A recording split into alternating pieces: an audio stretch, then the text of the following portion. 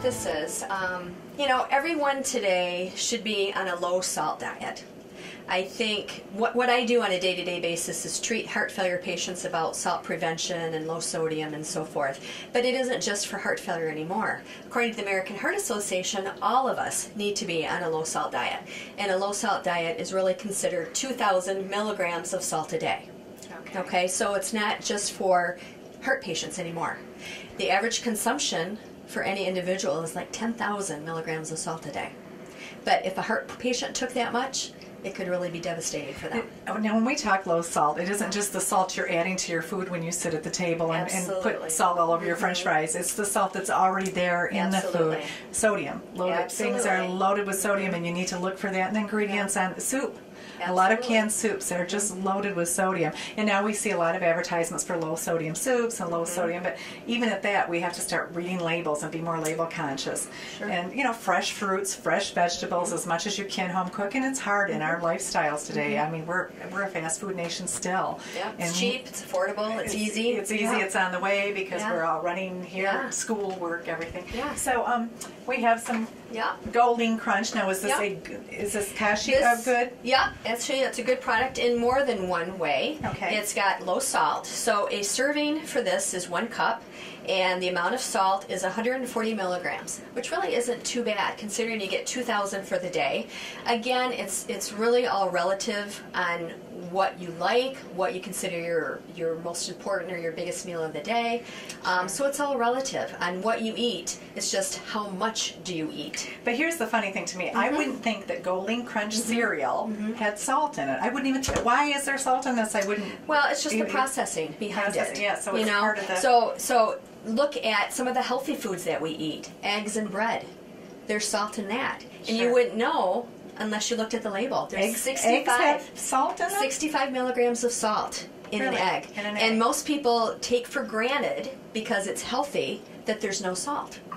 But there is. How does the salt get in the egg? Are the chickens eating the salt? No, I think the chickens are being fed grain or whatever they eat that has salt in it. And how they arrive at these numbers is beyond me. Right. But the label says so, and it is 65 milligrams. Milk, you know, I mean, I love milk, you know, but 130 milligrams of salt in a cup of milk. I know. I'm a soap drinker. I can't drink milk anymore, but I drink soy or almond, and soy. You can overdo the soy. I actually have some silk milk here. Oh, good. This is all the good shelf here. This is all the bad. Let's see, because this is what I have. Oh no, I don't have a soy brand at home. Okay, so let's see. Salt, 85 milligrams in a cup. In a cup. Compared to regular milk that I just said was 130 in a cup. Okay, and this is the fat-free milk. And that's the fat-free, and that's still 125 milligrams of salt in a cup of fat-free milk. Yeah. So again, you know, it's all relative,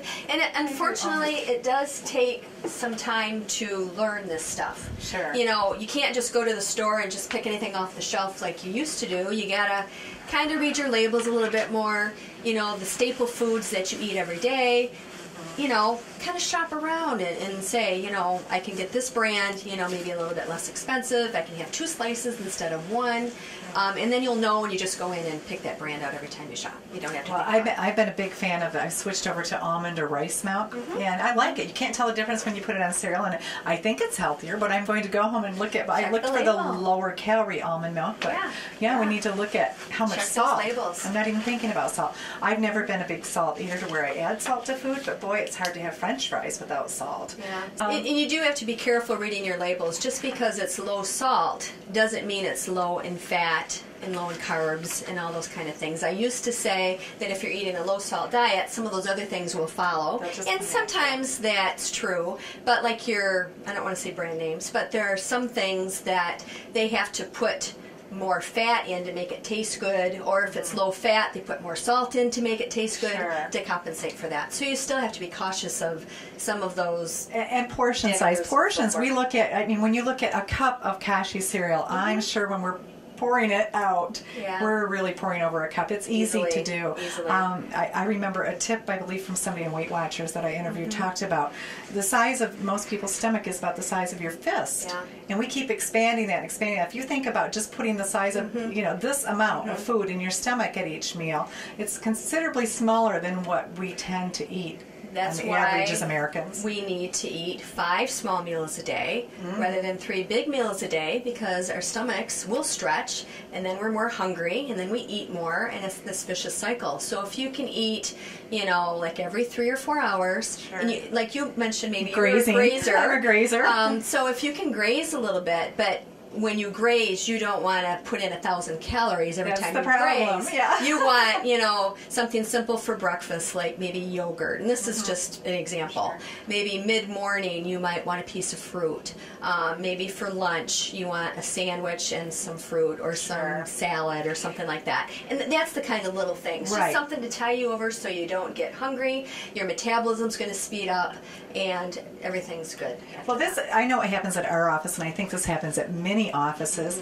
You go in the morning and there's donuts on the table. We already know that that's not good, but I'm just going to have a piece of this donut. I'm going to cut it in half and have just a half a donut.